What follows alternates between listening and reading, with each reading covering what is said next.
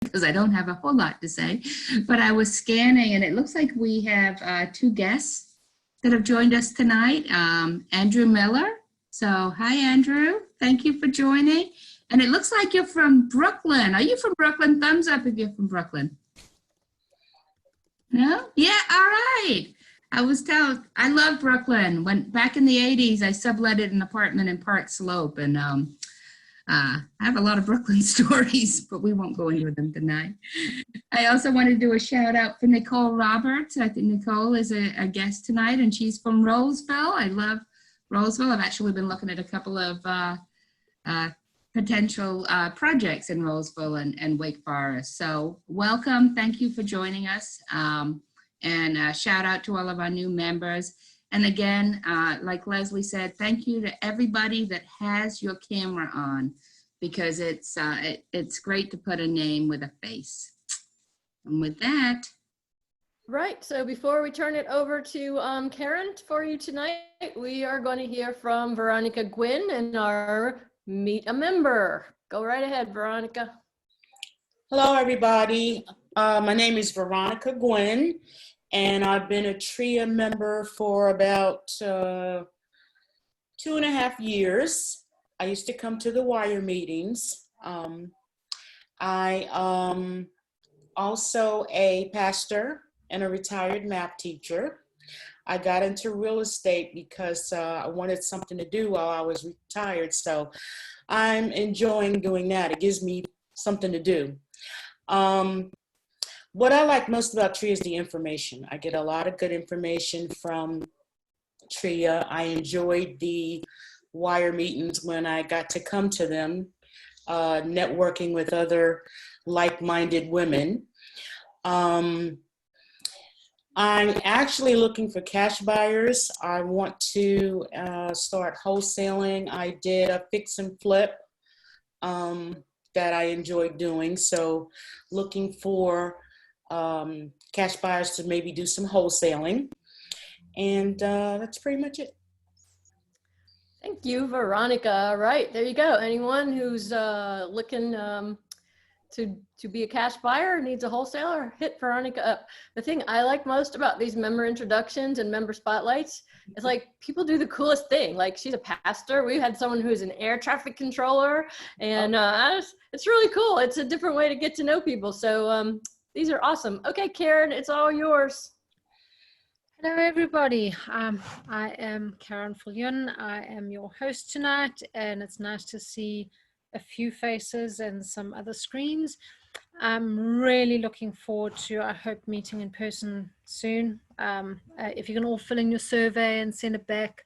Obviously, everything will be done according to the guidelines that have been set out, so no one's going to be within spitting distance of you, so don't worry about that. But it really is, there's something to be said for face value and face time. So hopefully we can get that back together. The other thing, if I can ask anyone that has any topics that they'd like to learn about, I know there's some people that are experienced and some people that are not experienced, and sometimes you missed one of the talks, or there's something that you really want to know about. Just email us at, what was it, TREIA Projects, is that right? TREIA Projects, yeah. And let us know what you'd like to hear about.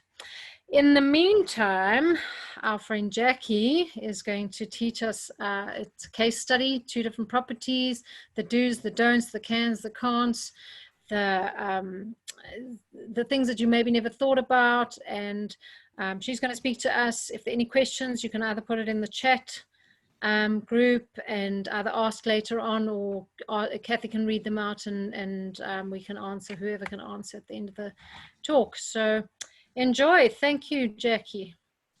Oh, thanks, Karen.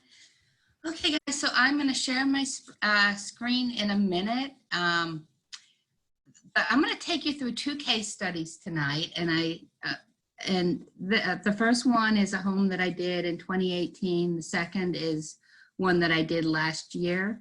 I chose these 2 because it's a good comparison. I actually bought the houses from the same individual with 2 very different exit strategies. So I think there's lessons to be learned. I truly think that every project, every renovation or rehab has a story to tell. And I love telling those stories. And hopefully as we get closer to the end of the year, I'll be turning more of the projects that I've done this past year into case studies, and I'll be able to share them as well. So for anybody that doesn't know me, just a couple of disclaimers. I do drink a little wine while I'm giving the presentation. And Veronica, I will try to be on good behavior, but I love you guys to death, and I tend to get punchy. So just please know that about me. And I do find it a little bit more difficult on Zoom. I love the interaction with people, so I can't necessarily tell when I'm going through the presentation if I'm speaking too fast or not, or if I'm putting you to sleep. So feel free to just put it in chat and say speed up, slow down, or get on with it because you're rambling. All right, fair enough? Thumbs up? Cool. All right, I'm gonna go ahead and share my screen, and I will, which one am I doing? This one. Start the slideshow. Start the slideshow. Hold on. Start it. Slideshow. Okay. Can you guys see? Sit up? All right. So the first case study is 107 Ed Simmons Court, which is in Cary, North Carolina, which is where I live. And actually my preference, if I got everything that I ever wanted, and usually I don't, but it's to go ahead and do the projects within 20 to 30 minutes of where I live. I've shied away from that this past year, but that is truly what I love to do. I think they get the people view off because I can't see my own slides. There we go. So 107 Ed Simmons Court, this is the house. It was built in 1984. The wonderful thing about this home is there was no HOA. There was no official HOA. I will tell you that while there was no official HOA, this was in a neighborhood where a house had not been put on the market for, I want to say, 10 years. And the neighbors were all elderly. So while there was no HOA, there were a lot of opinions. It was 2,300 square feet, 3 beds, 2.5 baths, and it was in Cary.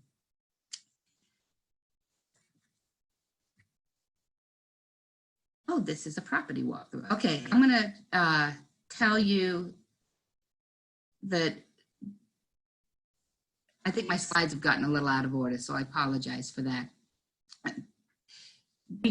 So the way I got this house, and I think that's probably on a slide that is coming up, I was working on a rehab in Southeast Raleigh, and my flooring contractor was at the house. I was there doing a spot check and talking with some of the contractors, and he followed me out to my car and said, "Hey, Jackie, would you be interested in buying a property?" And I went, "I am always interested in buying a property. What do you have?"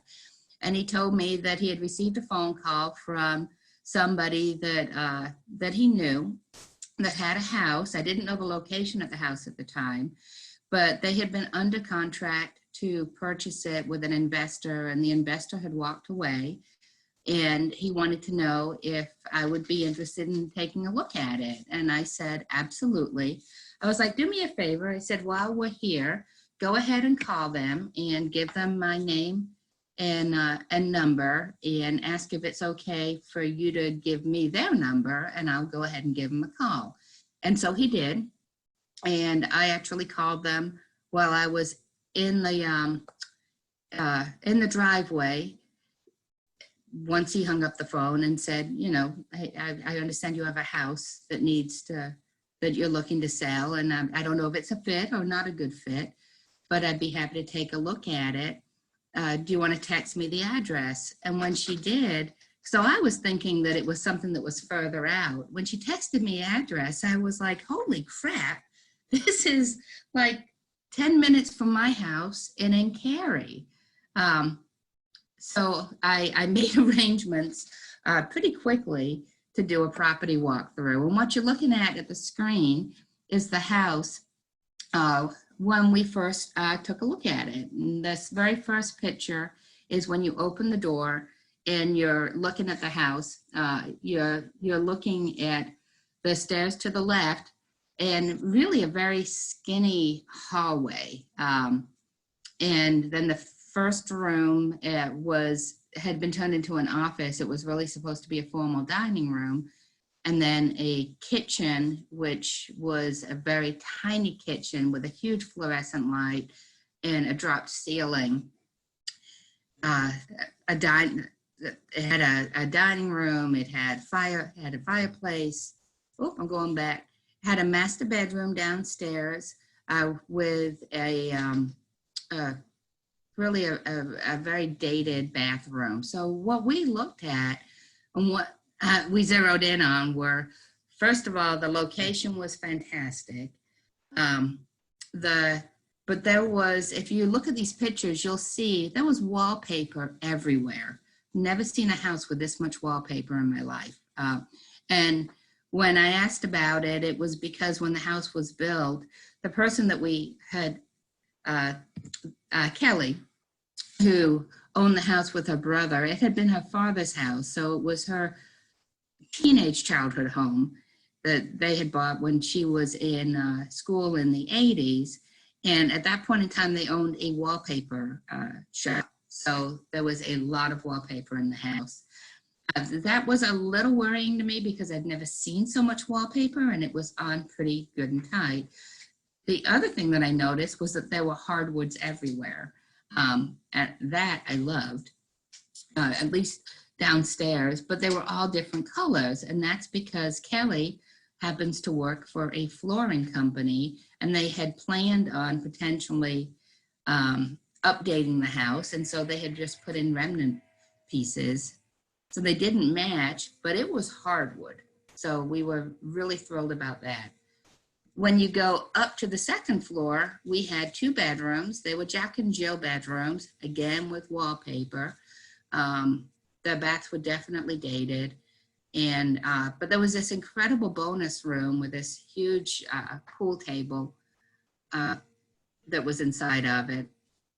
And then on the outside, the only thing that really jumped out was that they had water runoff pipes. What do you call those, Bud?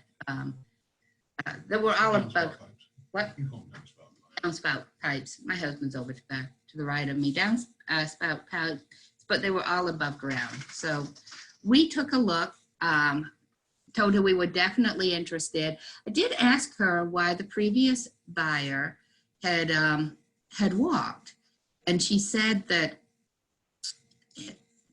the person that they had originally gone under contract with was a new investor, and that the new investor had run the numbers. I think they had offered like $225 or $230, and they had gotten a week before closing, and their mother had gotten involved, and their mother held the purse strings, and the mom said, no way, we're not doing this deal. So it sort of fell through.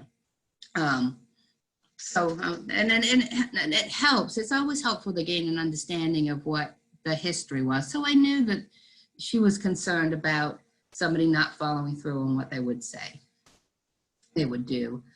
Our original numbers on this house was, our purchase price was $215,000. We estimated $60,000 in repairs. Financing costs was $16,500.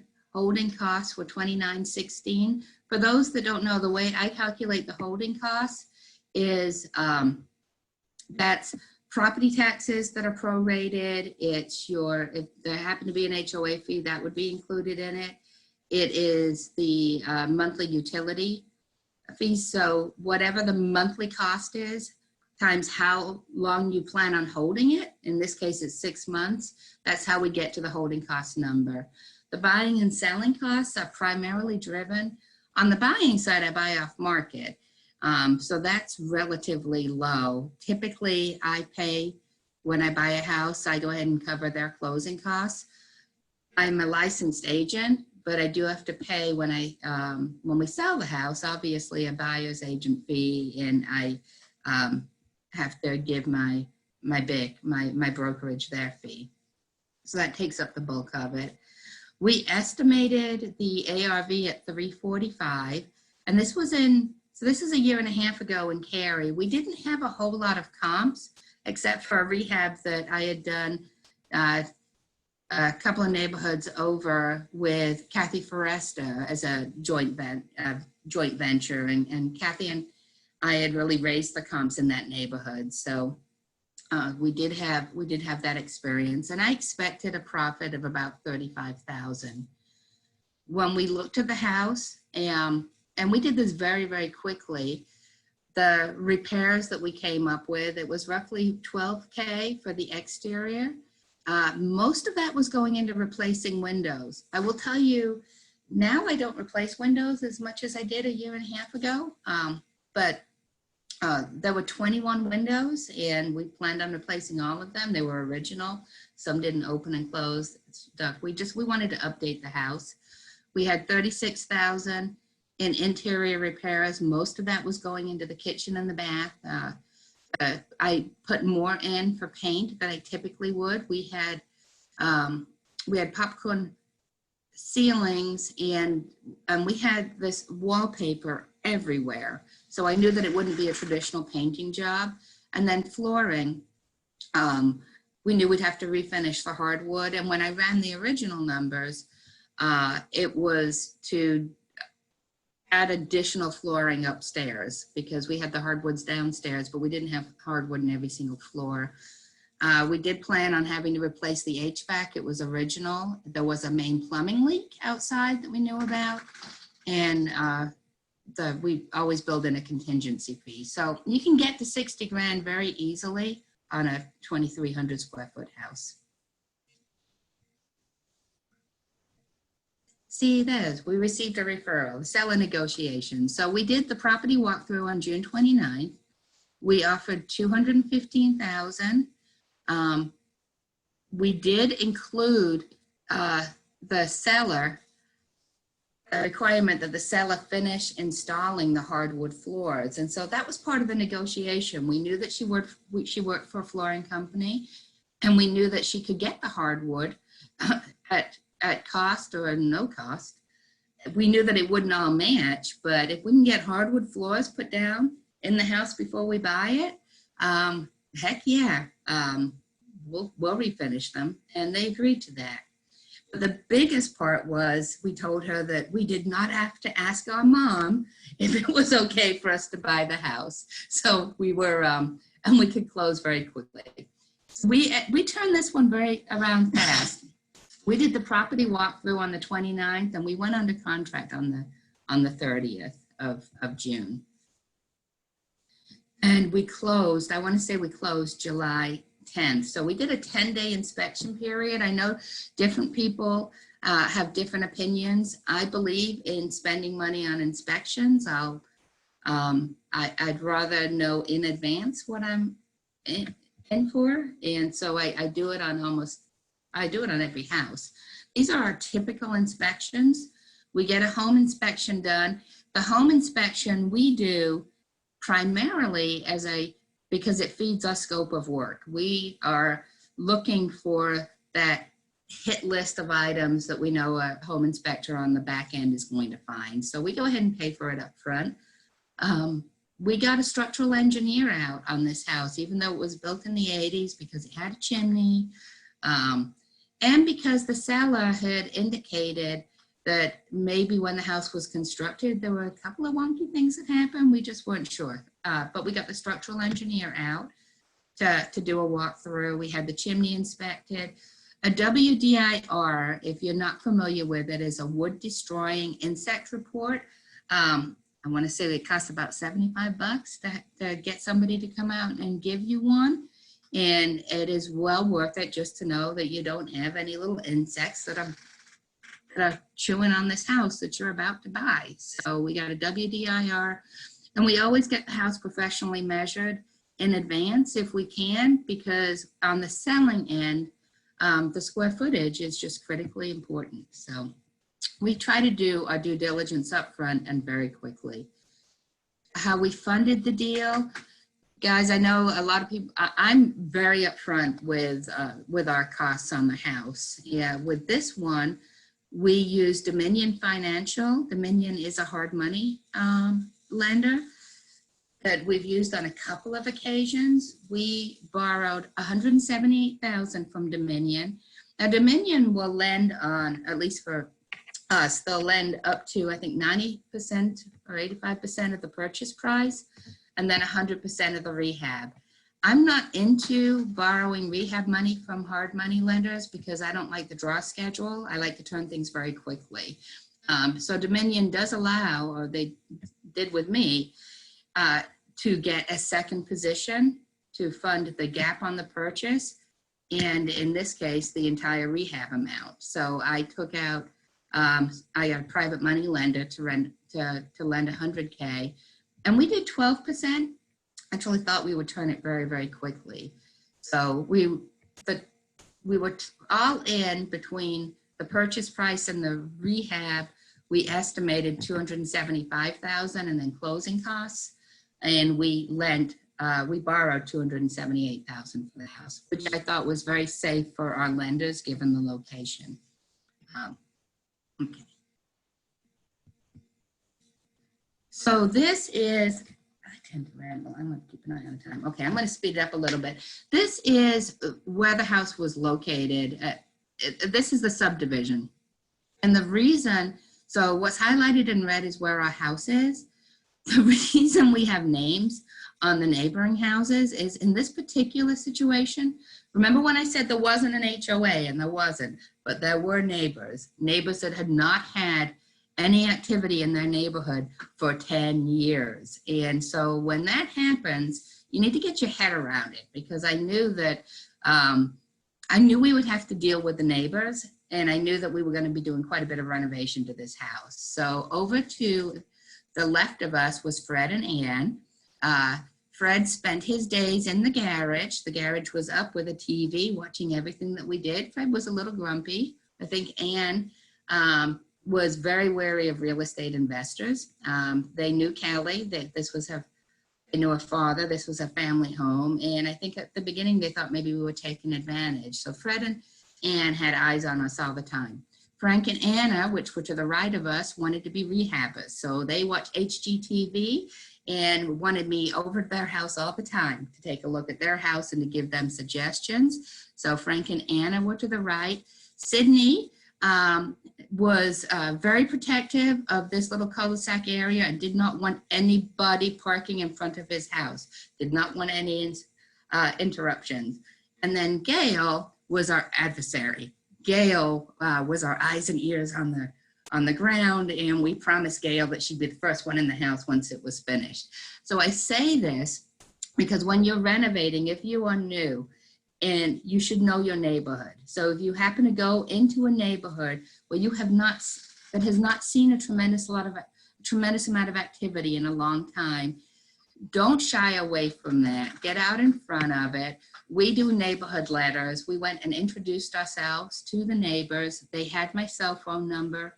I knew at the beginning I would get more phone calls.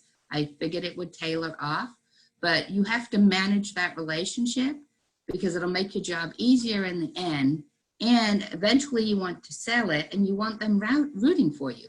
You want them to, you want to be able to say, these are great neighbors. So we had some bumps along the way with the amount of activity in this neighborhood, but all the neighbors ended up in my heart at one point or another. And sometimes I just came home and drank a little bit more wine after receiving some text. All right, so the rehab itself, the before and after, oh, sorry. We didn't do too much to the outside. There wasn't a whole lot that needed to be done. We talked about maybe painting the house, gray. Sorry, Jack, got a question of what was the square footage? Oh, 2,300. It was right about 2,300 square feet. We kind of went back and forth on painting the house. I'm sort of a fan of it. We're not all a fan of it, but we ended up not doing a whole lot on the outside. On the inside, we really changed. Oh, crap. Here we go. Sorry. You guys see that? We changed directions big time on this house in a way that we don't typically do. So when we ran the numbers, and it was a pretty quick turnaround, we had 10 days. I'm a template girl. I don't like to take down a wall unless we absolutely have to take down a wall. I want to get in, I want to get out. But this house was in a great location. It had the hardwood floors. Once we bought it and we went in and we were starting the rehab, it really felt very claustrophobic when we opened the front door and we saw the living room with, you couldn't get more than 3 people in the doorway. And if you guys remember from the previous slide, I said we had rehab HGTV wannabes over to the right, Frank and Anna. Within just a day or two, while we were still clearing things out and prepping for the painting, they had invited us over to their house, which was very close from had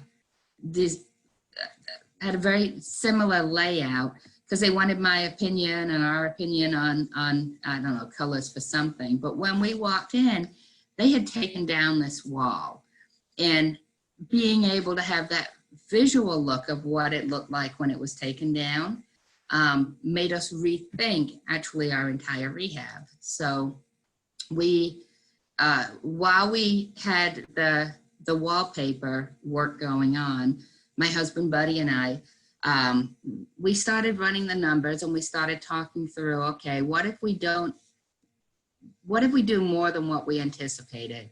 And we called the structural engineer, and we got our GC over, and we started evaluating the walls to see what was load bearing and what wasn't. And we looked at the neighborhood again, and we decided that we were going to go ahead and make it a bigger rehab for a number of reasons. We thought that we'd be able to get the money out of it at the end, but we also wanted to make just for a portfolio. It's one of those houses where you're running the numbers and you feel like you're pretty safe if you make it bigger. And it was at a time when a lot of people were doing a lot of bigger rehabs, and so we decided to go ahead and do it. But the discussion points in deciding to pull that trigger, from a financial standpoint, we knew that we had $275,000 that we had borrowed on this house. And if we were going to start tearing down walls, we knew it would add a pretty significant amount to the rehab. Not a fan of taking on a third lender, and never a fan of doing anything that we think could potentially be risky with a private money lender. So we knew the 275 was a very safe number. If we were going to do this, we were going to fund the excess ourselves, because we have pretty strict guidelines with how we handle the money. And we decided to go ahead and do it. So we ended up removing walls. You do need to know, when you remove a wall, you also have to relocate all the electrical outlets that were on that wall. I mean, you're getting into a much larger design. But this was the before, and if you look to the right, it's just much more wide open. The hallway, so this is, to the view to the left is the hallway looking at the front door, and to the right is what it looked like afterwards. The kitchen, we made some major changes to the kitchen. We went bigger than what we had anticipated, but the kitchen, I don't know, what did it doubled in size, Bud? Triple in size, I don't know. We went a little hog wild with the kitchen, but it turned out great.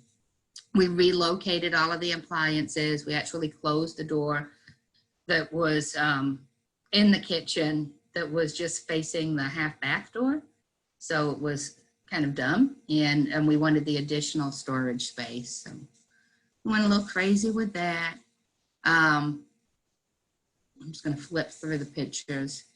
We didn't do a whole lot in the living room. I will tell you that refinishing these floors was more challenging than what we thought.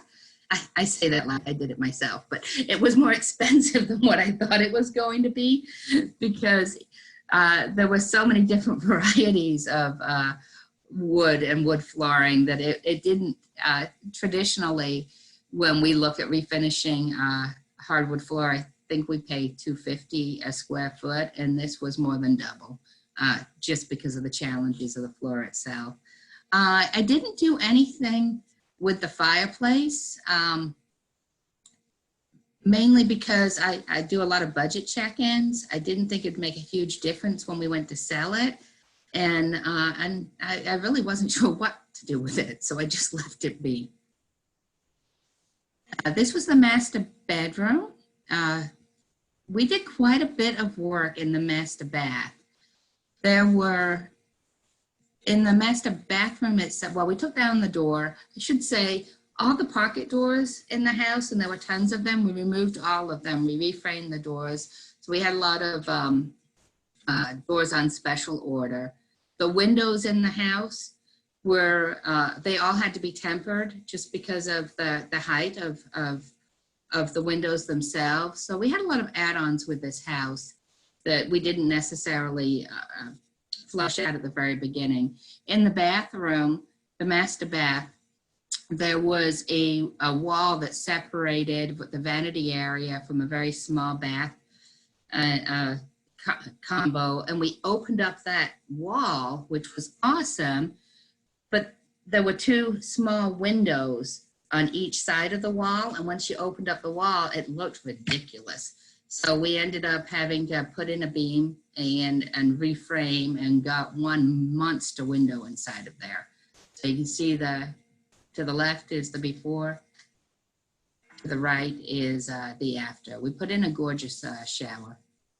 Upstairs, we redid all of the hardwood floors, and I'll just flip through it. The vanities, the upstairs vanity, this is painted. I will not replace a vanity unless I have to. If it's not in the master, and if the cabinet is in good shape, I'm not replacing it. I'll put on granite. I'll put on granite and add the sinks. And that's it. But it turned out beautiful. This was the laundry area. We buried all of the water stuff. So the fun part about this project was, and I don't know if it comes out in the pictures, but opening up, the before and after was phenomenal. It made a huge difference. I can tell you, I lived at this house, which is why I like to do more of the simple ones. This took a lot of management, more so because we hadn't planned on doing a big flip. So we were adjusting after we had bought the house, which I don't necessarily like to do. And that meant bringing in structural engineers. We had to adjust, we were designing sort of on the fly. Once we were ready and it went on the market, we increased the sales price to $395. That was pushing the comps pretty big. There really wasn't any comp except for the one, the Ralph House that Kathy Forrester and I had done in a similar neighborhood. So we weren't quite sure. We knew we would get it under contract. We were not quite sure if we would get it appraised. And it did go into contract in a day, which we were very excited about and we were thrilled about. And then we went through the DDRA process, and we didn't expect any big issues because we do our due diligence up front. And I received an email that we had a major structural issue with this house, and we were really taken off guard. The buyer's home inspection report showed issues with the floor joists. It showed issues with the structural integrity of the home. I had had it inspected by a structural engineer up front, which is one of the reasons why I do that. So when I saw this on the report, my immediate reaction was, that's crazy. I had it inspected. I said, you can call I told the buyer, I sent the buyer my structural engineer's report and said, you know, we had it signed off on. Their buyer called my structural engineer. He's not my structural engineer anymore. And the structural engineer said, well, she didn't ask me to specifically look at the flooring system. She didn't ask me to specifically look at these areas. Now, this was an engineer that was under the house before we bought it. But I took a deep breath, because when things happen, you have to manage the situation. So I wasn't happy with that at all. I actually thought I should have received a phone call before you talk to a buyer. But we ended up taking a step back. I got my general contractor, who had not been under the house because we really hadn't done anything under the house. So it's not like he necessarily missed anything. We weren't doing any work under the house, and he went under it and said, yes, you have an issue. So at this point in time, it's just you're working through the due diligence period. You're working through the challenges of closing a house. The buyer's real estate agent and I were going back and forth. I am a licensed agent. I do find that I like it when I can talk to one of our buyers directly and sort of get the middle person out of it. Our buyer had sent emails to his agent, who sent emails to me, and the way they were worded were very formal. It was, we've gotten estimates, you know, to repair this, and they're like 13 to 15,000. 13 to 15,000 need to come off the house. I'm like, I'm sorry, you know, so I'm emailing back saying this isn't the right house for them, you know, so, and I hope that they find the right house. And that led to their buyer sending their buyer's agent an email directly to me. When I send an email to an agent and I talk about the buyers, I always use their names, because I think it's good for people to remember that everybody's people. So I'll say, you know, I don't think this is the right house for John and Anna. And I hope they find the right house. I wish them nothing but the best. So I got an email directly from the buyer that said, look, can we talk? I don't want this to fall through, but I'm really concerned about the structural issues that appeared on the report. And then I emailed back and said, you know what, I am too. 15,000 is crazy, but I don't blame you. I want you to get into a good house. So we ended up having a meeting of the minds. We had a meeting at the house with the buyer's structural engineer, who came out, our structural engineer that I still wasn't happy with, the buyer, the buyer's agent, my contractor, and myself. I stayed, and everybody went under the house. And between my contractor and the structural engineers, they were actually able to come up with a solution that took a $12,000 to $15,000 estimate down to $2,300 that the buyer was satisfied with, I was satisfied with, and we closed on the house. So with the Ed Simmons house, the final numbers were, the purchase price was $215,000. The repairs, and I put everything into repairs that doesn't fall into another category, but we went from 60 to 100 between all the walls that came down. There was some issues in the shed, and so it was a $40K difference. Financing costs were the same, because I always budget more than for a longer time than I think I'll need.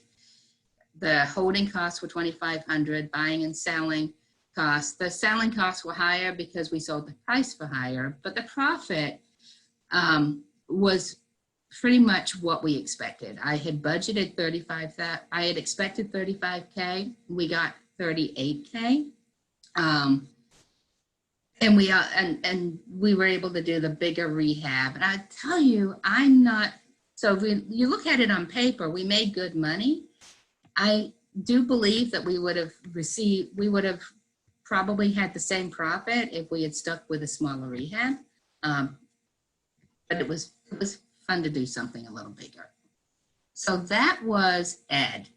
I'm going to get through the next one quicker, but I want you to have a comparison. And I've done this one before. This is my favorite model, and I call it Keep It Simple because I do like to keep it simple. Kelly, who we bought the Ed house from, had just gotten married. Her husband had a house in Holly Springs, and so Kelly called me 6 months after we had finished Ed and said, "Do you want to buy my husband's house?" And I went, "Sure, let me come by and let me take a look at it." And I will tell you, we had Kelly over, so she knew how much work we put into the house. She had a pretty good idea of how much money we made in it, and she thought that we had worked really hard for that money.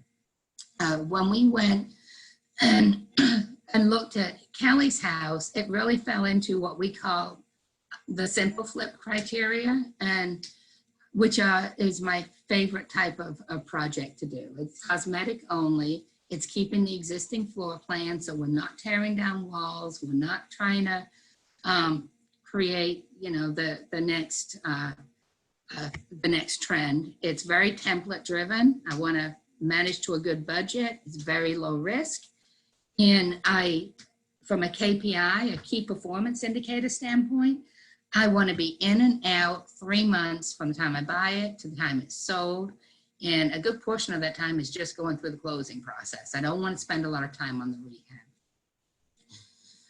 rehab. This house fit that criteria beautifully. 309 Cross Hill Lanes. It's in Holly Springs. It was built in 2001.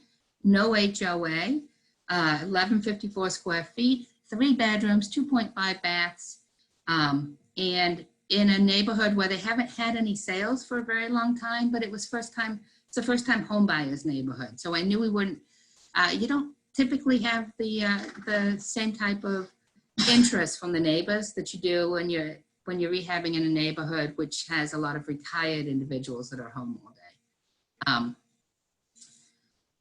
So again, this all stemmed from that contractor referral of 2018. It's the second house that I bought from Kelly. When we did the property evaluation or the walkthrough, most of it centered around, this is what we were looking at, the growth in the backyard. This house was being eaten by vines. You couldn't even see the backyard. The growth was so bad. On the inside, it didn't look good. I mean, you had carpet, you had the paint issues, but mostly it was cosmetic. The biggest thing we were really concerned about was the bathrooms and whether or not, we assumed we'd have to replace the bathtubs. I did think that I'd be able to paint the kitchen. So our original numbers on the deal analysis were 4 months. 4 months, I never run numbers less than 4 months. Our purchase price was $105. We estimated $40K in repairs. We did this very quickly. I wasn't quite sure if I'd have to replace the roof and the HVAC. Our financing cost $48.40, holding cost $17.09. Buying and selling a little less than 10. Our ARV was about 180. That was conservative. Again, there had been no sales in this neighborhood. And so we estimated a profit of a little under 20,000, which is typical for a simple flip for us, anywhere from 15 to 20 to 25. We walked through the house on the 20th. I talked to Kelly. She said she had another investor that was coming out and going to take a look. I told her that was fine because you should always check, with number of investors if you want, but that our price was what our price was. So we don't really get into the bidding war. But she knew, again, because we had bought her previous house, that if we say we're going to buy it, we're going to buy it. So we went under contract the next day because the investor that she had come out didn't turn the estimate around in time. And we did again a 10-day due diligence period, and we closed on August 1st. Our repairs, we put more in we thought we'd have to replace the roof. That was about $6,000. We had landscaping, interior was just basic, paint, flooring, kitchen, bath, but we weren't tearing down walls. We thought we'd have to replace the HVAC. We got the structural engineer out, because we always do. It was a different one though this time. We did the WDIR and we had it professionally measured. The way we funded this one, we did it pretty quick. We didn't pull in Dominion. We did, we were talking 150,000 total. So we had 2 private money lenders, 10% interest. We always do a 4-month guarantee with our private money lenders because we try to be in and out in 3 months. And that means that 4th month, they could possibly double dip. So just, and it works out well. It's a win-win for everybody.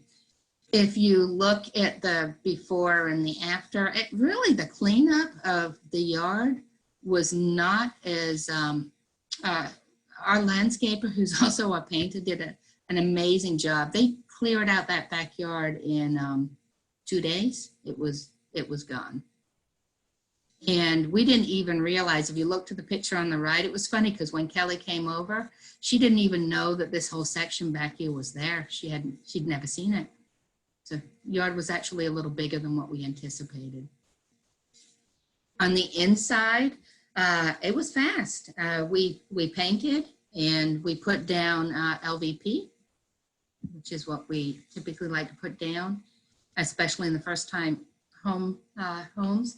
We had a couple of big wins. I had our roofing guy came out and we didn't have to replace the roof. It just needed a roof tune-up. I don't think we had to replace the HVAC. No, we just replaced the boots. Yeah, we just had to replace the boots, yeah. And the HVAC, which we really thought we would have to replace, we didn't have to. So this was the kitchen. We painted the cabinets, and this, we did not put in new cabinets. We did put in granite, and it made all the difference in the world. The bathroom, even though it looked like it was horrible, cleaned up well. We did replace that vanity there on the left. The bathtubs, which we had estimated that we would have to replace, we did not. They cleaned.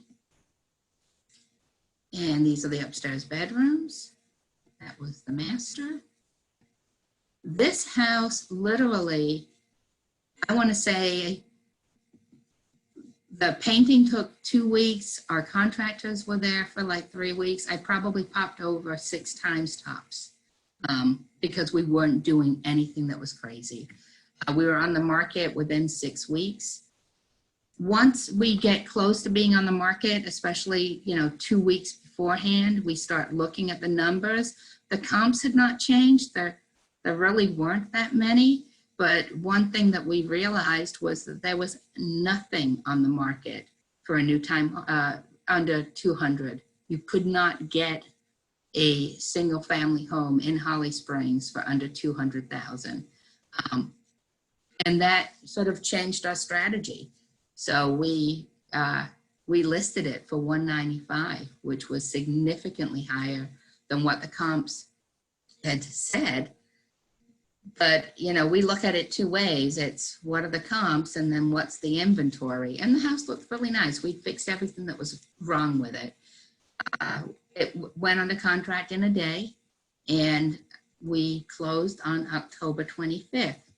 This one, through the due diligence period, to the left, we just had a handful of items. You always get things that, that you've got to fix. There's always just the task list. What's over to the right are items that we saw on the home inspector's report that they didn't ask for that we fixed anyway. We had enough profit in this house. And we do that on almost every single house.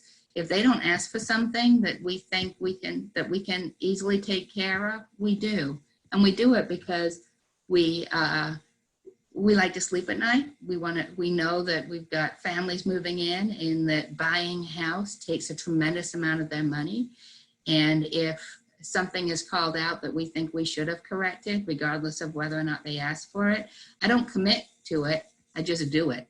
And then at the end, I say, oh, by the way, we went ahead and took care of these items. It doesn't usually cost us that much. The night before closing, this is like Christmas. The night before closing, Buddy, my husband, this was the only glitch we had with this house. It was like clockwork. The buyer's agent, and I loved her to death, she called and said, Jackie, a hot water heater, there's no hot water in the house. And I was like, you're kidding. It was a new hot water heater. So Buddy stopped by. It was late after work and realized that the pilot light had been turned off by, it could have been the home inspector. So he turned it on. He has one of those little devices where you can take the temperature. He went and got some dinner. We took some pictures and we were able to close the next day. So the end result was huge. I'm gonna skip down to the bottom line. I mean, we went from anticipating an $18,000 profit to we had a $49,000 profit. And that came because of two things. We didn't have to, the repairs, we shaved off about $10,000 in repairs. We didn't have to replace the HVAC. We didn't have to replace the roof. I honestly thought that we would, which is why we built it into the price to begin with. And we actually, our sales price went from from 180 to 198. So we increased on the sales end by 20, and we managed to a pretty tight budget. So this was a huge win. They're not all like that.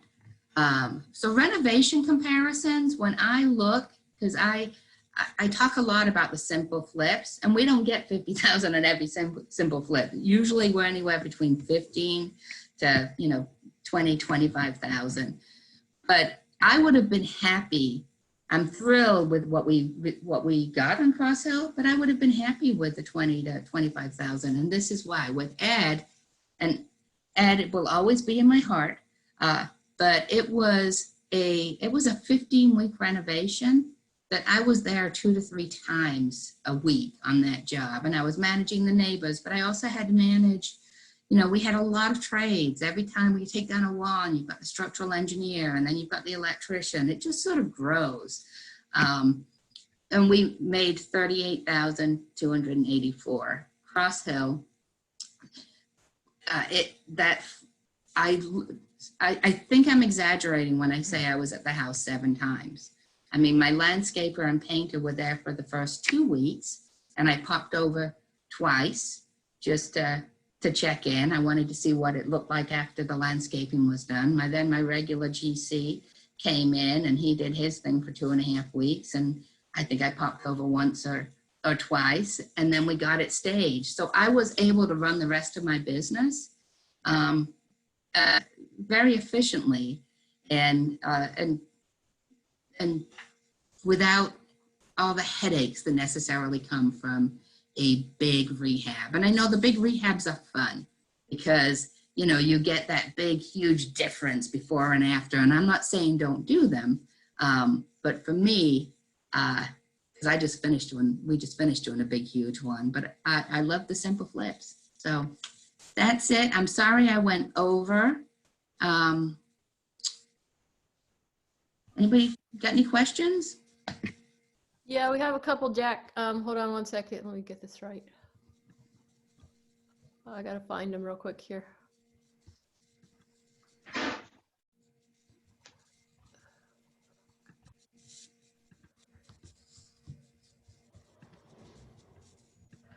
Okay, Richie Shaker.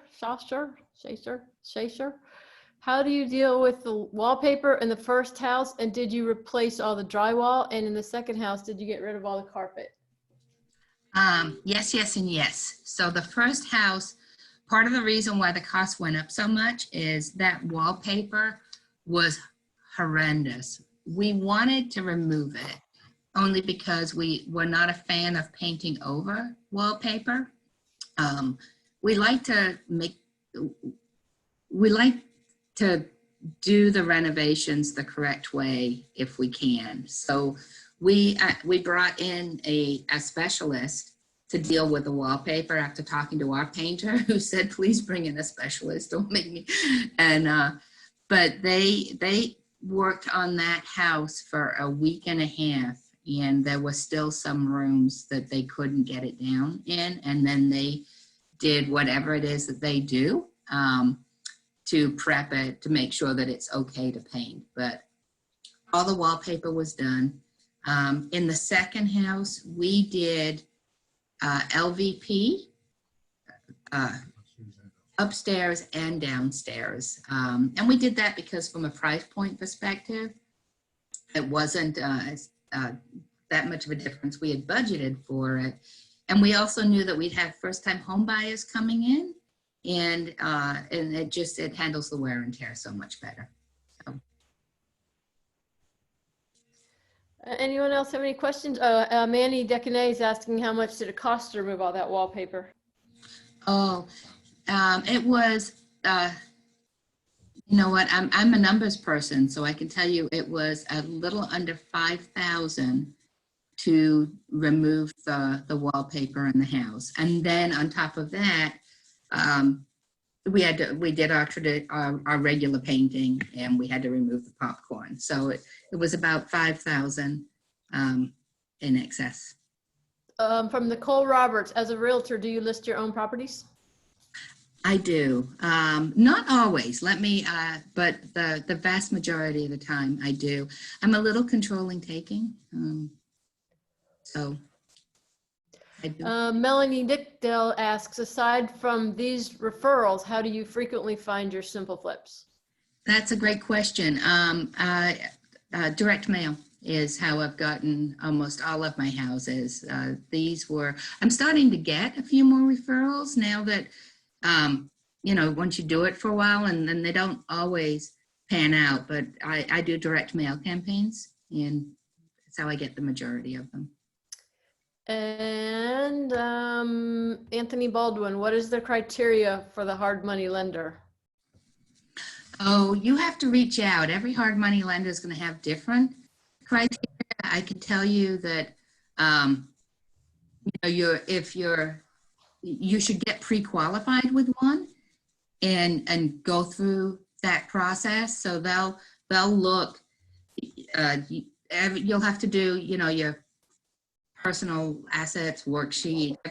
It's pretty detailed to get pre-qualified, but the nice thing about it is once you're pre-qualified, you'll get a proof of funds letter from the hard money lender, and you'll also get peace of mind, because then it becomes about the project. I prefer to use private money lenders, but I do tap in and use the hard money lenders from time to time. Sometimes it's because you got to turn things around in 10 days. So it's nice to know that you've got that as an option, but you also want to maintain that relationship with them. I've used Dominion twice, maybe 3 times. I'm pre-approved. I stay pre-approved with Lending Home, sort of as that backup. And I think it's a good activity to go through. And you'll need the proof of funds letter if you're putting in offers.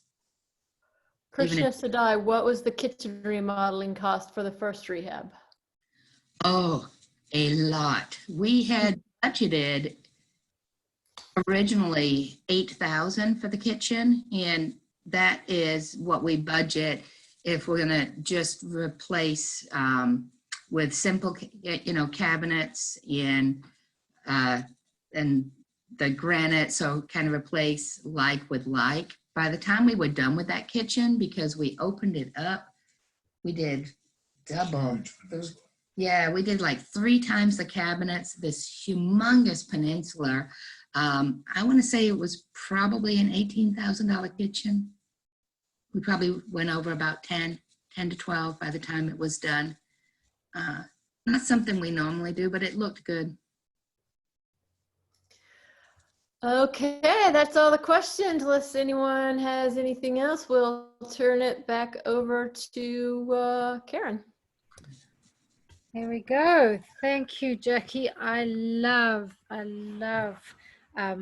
doing these show and tells. It always gives everyone so much inspiration and food for thought. And I know, especially when I was a newbie, well, I'm still sort of a newbie, just seeing what is possible and how people go about stuff. And I'd encourage everybody that is starting out to get as much information as you can from more experienced investors, and the way you meet them is through TREIA. And don't be shy, reach out. Everyone's very willing to give information, and if you need a little bit of hand holding, people are really willing to do that too. It's not as scary as you think, but it's always easier to do it with someone in the beginning. So I know there's also TREIA. I was part of the first pilot program, and TREIA are now rolling out a second one. If anyone's on the edge and deciding if they want to do this or not, I would highly, highly, highly recommend getting involved in that. It really, really does show you every aspect of rehabbing from start to finish. But more importantly, what you get out of it is contacts, and contacts is everything in this business, I have to say. So if anyone's interested, once again, email TREIA Projects, and you can get a call back for that. But Jackie, thank you so much. I really, really enjoyed that. And once again, we need topics that you guys want to hear about. And happy Tuesday, everybody. Thanks, everybody. Thanks, Thanks, everybody. Stay safe. Have a great night. Ta-ra.